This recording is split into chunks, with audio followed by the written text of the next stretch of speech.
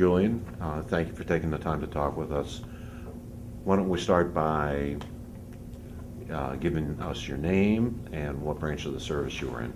My name is Julian Smith, and I was in the United States Merchant Marine from January 1944 till April 1947. I was on 6 different trips. One trip I went to South America and back. Then I had 2 trips to Italy. We went to Lake Horn, Italy with Army supplies. And on my first trip there, the Germans were only 12 miles north, and we weren't allowed to go away from the ship because of that. And then on one of the trips, we stopped at North Africa, but the Germans was driven out of there at that time.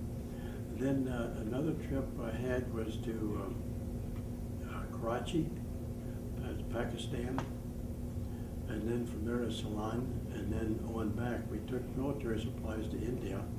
And while we was in Karachi, I got dysentery and almost died.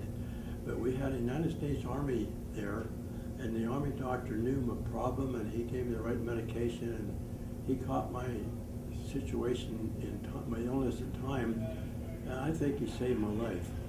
And then I came back off of that trip, and I made one trip to the West Coast from Baltimore to California, Washington, Oregon, and back. And my last trip in the Merchant Marine was to France. We picked up, well, first I went to Argentina, picked up a load of wheat, and took that to Marseille, France. And in France, we picked up rebuilt Army equipment for invasion. The war in Europe was over, and there was a plan to invade Japan. But being a merchant sailor, we had no idea what was going on. But we loaded the material, went Panama Canal and across, went up to Okinawa, and in Okinawa we assembled in a convoy for an invasion. In the meantime, a typhoon came up, and we went 200 miles away, so we wouldn't sink. And then we got clearance to come back, and when we came back and reassembled the convoy in Okinawa, ready for the invasion, we got word that the war was over.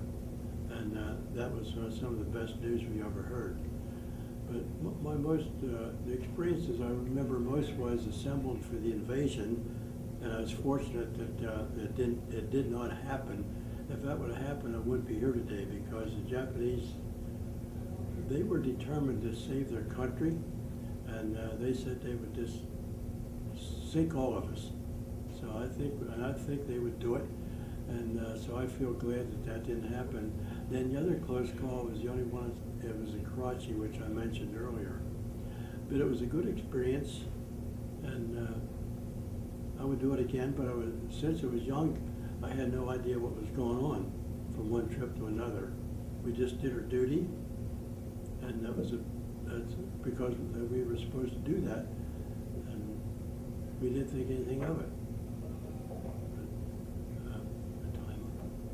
No, you're doing good. When did you get out of the service? It was April 1947, and I went in January 1944. And all my trips were out of Baltimore, but sometimes when we came back to the United States, we did not go to Baltimore.